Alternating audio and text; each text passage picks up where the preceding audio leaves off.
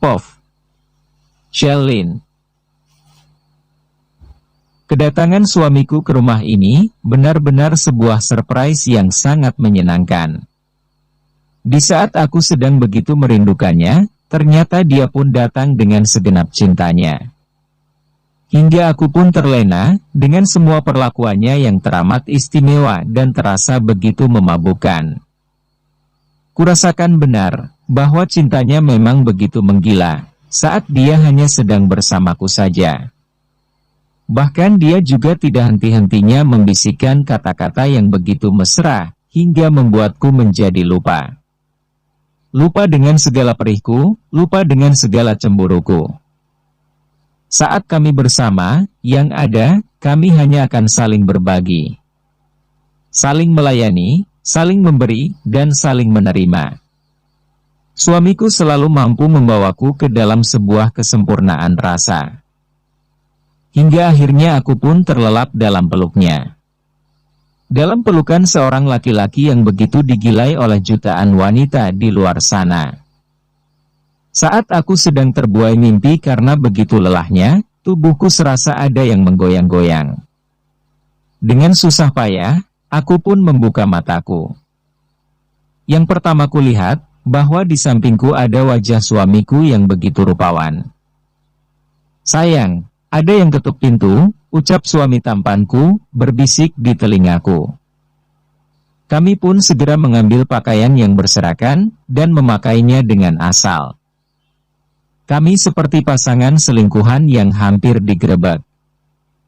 "Mas, kamu loncat saja, dari jendela," ucapku, sambil menunjuk ke arah jendela. "Gak, aku gak sepengecut itu." Habis nidurin perempuan, terus loncat lewat jendela. Apalagi jelas-jelas aku tidur dengan istriku sendiri. Mas Malik sudah tampak lebih tenang. Dia berjalan mendekati pintu, tangannya sudah memegang gagang pintu, hendak membukanya. Aku segera menarik tubuh suamiku, dan mendorongnya ke belakang pintu, tempat di mana tadi Tiara duduk di situ. Aku pun segera membuka pintu. Kulihat mamaku berdiri di depan pintu, sambil mengelus dada. "Shelin, mama kira kamu pingsan, mama sampai gedor-gedor pintu, kamu gak bangun," ucap mamaku. "Ma, kenapa bangunin Shelin, gak manggil saja, cuma gedor-gedor pintu."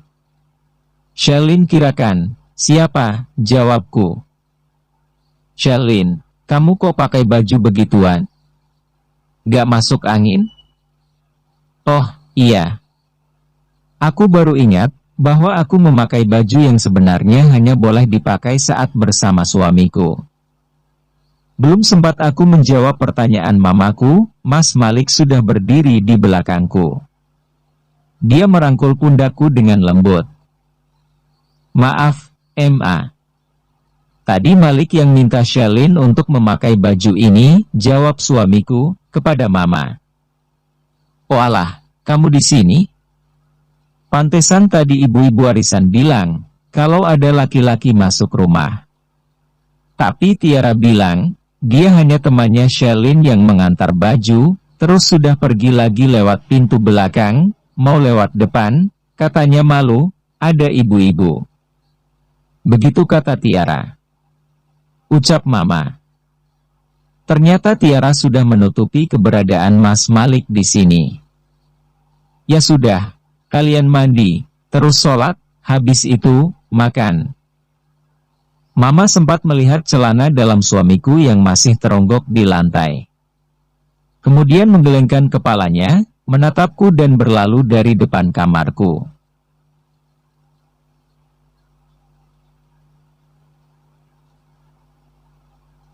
Sore hari, Papa pun sudah pulang bekerja. Kami duduk-duduk, berkumpul di ruang TV. Papa tampak senang melihat kedatangan suamiku. Karena memang hal seperti ini adalah momen yang sangat langka. Bahkan semenjak menikah denganku, kunjungan Mas Malik ke sini dapat dihitung dengan jari. "Malik, kamu apa kabar?" Sambut papaku dengan raut wajah yang hangat. Baik, Pak. Alhamdulillah. Maaf, Pak, Malik jarang kesini, sibuk banget. Ini saja, bisa kesini karena aku membatalkan job yang di Bali. Kalau tidak, mungkin tidak bisa kesini. Nanti malam juga sudah ada job lagi, ucap suamiku. Malik, Papa boleh tanya? Tanya Papa. Silahkan, Pak. Jangankan bertanya, misal Papa mau meminta apapun, asal saya mampu, insya Allah bakalan saya penuhi, jawab suamiku. Bukan mau meminta, cuma mau bertanya. Kontrak kerja kamu yang ada perjanjian gak boleh nikah itu, masih lama, berlakunya, tanya Papa. Masih setahunan, Pak.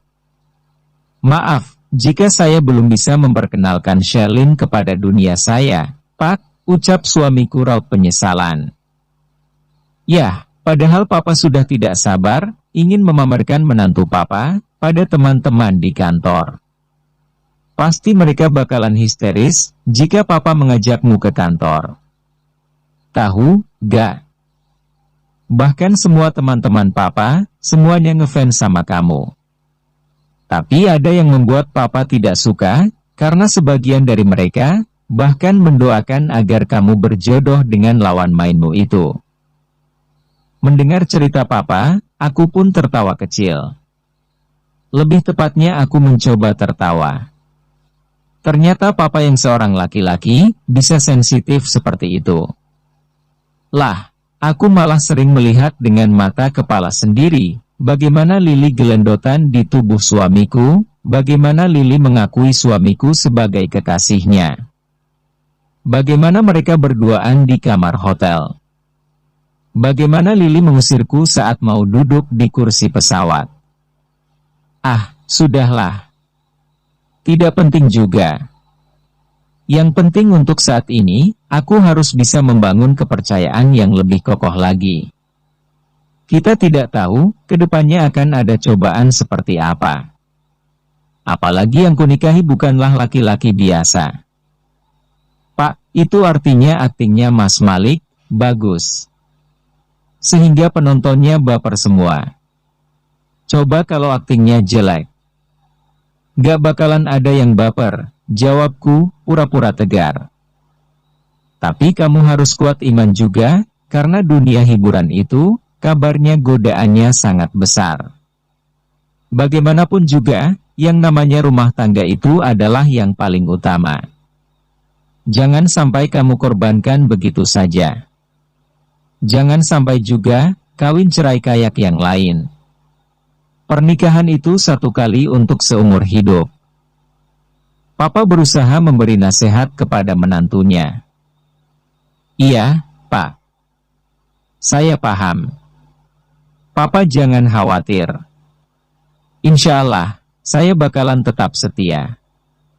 Bahkan saya selama ini sudah begitu setia terhadap Sherlyn, sejak 5 tahun yang lalu. Sejak kami belum menikah. Rasanya saya sudah sayang banget sama Sherlyn, sejak pertama bertemu. Makanya saya buru-buru nikahin Sherlyn, karena takut keduluan sama orang lain. Setelah pertemuan pertama saya dengan Sherlyn, bahkan saya sudah tidak pernah merasa jatuh cinta kepada perempuan lain. Yang ada di hati saya cuma Sherlyn. Mendengar jawaban suamiku, seketika hatiku pun merasa menghangat. Meski sudah berulang kali aku mendengar kata-kata seperti itu, namun saat mendengarnya lagi, aku tidak pernah bosan. Meskipun aku tidak tahu benar tidaknya apa yang diucapkan oleh suamiku. Ya, begitulah suamiku. Setiap apapun yang dia bicarakan, selalu terdengar meyakinkan. Memangnya dendanya besar, ya? Jika ketahuan kamu sudah menikah, tanya Papa. Bukan besar lagi, Pak. Tapi sangat besar. Bahkan mungkin saya tidak bisa membayarnya. Karena memang sinetron yang kami bintangi itu sinetron yang diharapkan bisa bertahan lama, dan bisa meraup keuntungan yang sangat besar. Lagian poin sebenarnya, bukan hanya itu, tapi karir saya juga, nantinya akan dipertaruhkan.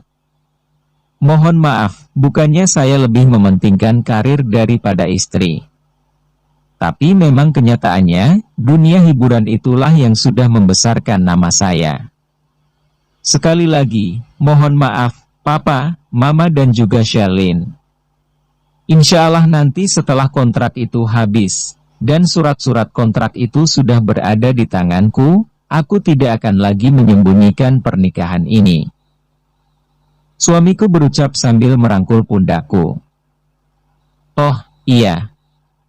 Sebenarnya perusahaan tempat Papa bekerja, sedang membutuhkan sekretaris baru. Bahkan atasan Papa, meminta Papa untuk mengajak Sherlyn bekerja. Bagaimana kira-kira, Malik boleh enggak kalau istrinya bekerja? Papa sih santai saja, kalau Malik memperbolehkan, ya Sherlyn saya ajak, kalau enggak, ya gak apa-apa. Papa bisa mencari alasan, nantinya.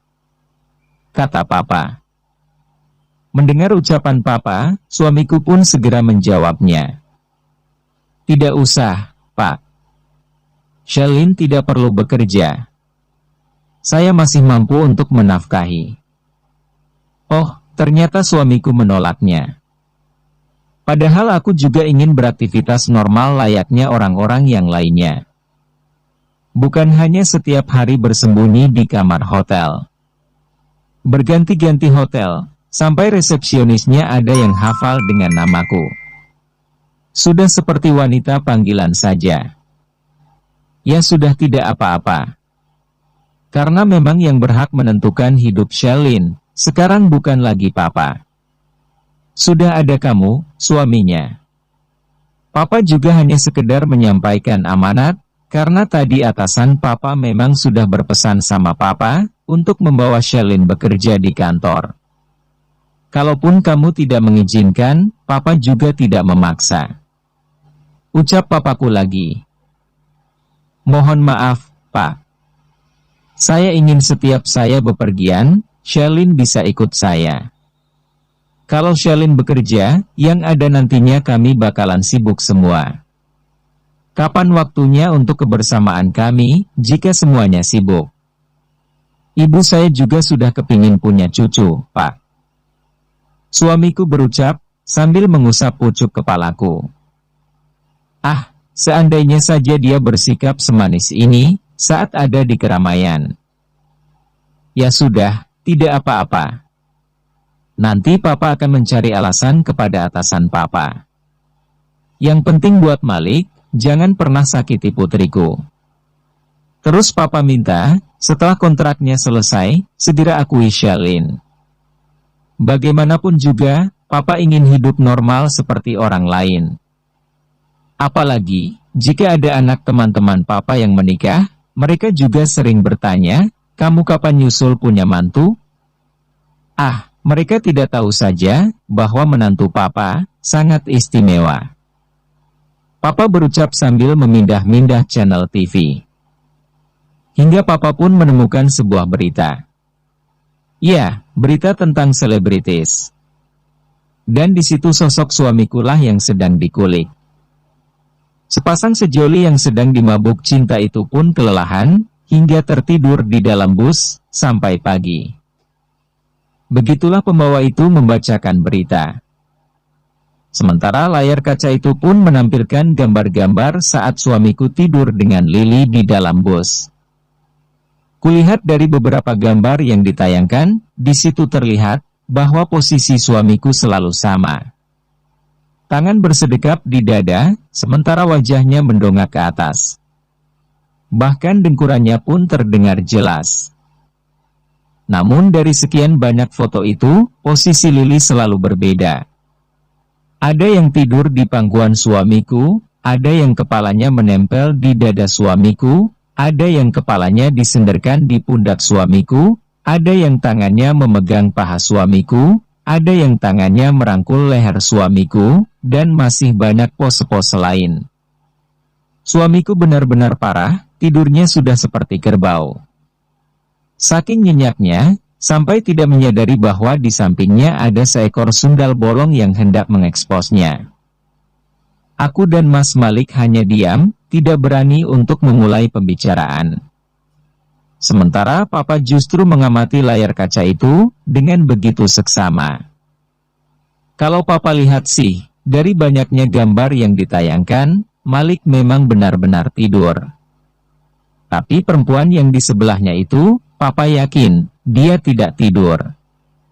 Dia hanya sedang berakting. Lain kali kamu harus hati-hati. Jangan sampai terjadi sesuatu, hingga akhirnya kamu dipaksa untuk menikahinya. Perempuan, kalau lagi jatuh cinta, bisa berbahaya, ucap Papa. Iya, Pak. Saya mengerti, jawab suamiku. Kami pun larut dalam perbincangan yang hangat. Hingga akhirnya, ponsel Mas Malik berdering, dan tertera nama Lili di layarnya. Lili bahkan melakukan panggilan video. Mas Malik menatapku seolah meminta pertimbangan. Angkat saja, tidak apa-apa, siapa tahu, penting, ucapku. Aku pun ingin menguji, apakah suamiku berani mengangkat telepon dari Lili saat ada aku. Jika memang tidak ada hubungan apa-apa, seharusnya dia tidak perlu merasa takut, tidak perlu menyingkir pergi, karena takut aku akan mendengarnya. Dan ternyata suamiku langsung mengangkatnya, tanpa beringsut dari tempat duduknya. Di sini juga masih ada Mama dan Papa. Ada apa, Li? Suamiku berbicara dengan nada yang sangat datar. Ma Alik, kamu bagaimana, sih? Kan nanti mau ada pemotretan, kok kamu belum datang? Aku sudah nungguin dari tadi, tahu? Lili berbicara dengan nada manja. Bukannya masih nanti jam 7 malam, ya? Lagian kalau cuma pemotretan untuk iklan, kan cuma sebentar. Suamiku berbicara dengan nada yang ogah-ogahan. Kamu lagi di mana, sih? Aku jemput, ya. Ucap Lili lagi. Suamiku justru menarik tubuhku, memeluk dengan erat, dan menyorotkan kamera ke arah wajahku. Bersambung.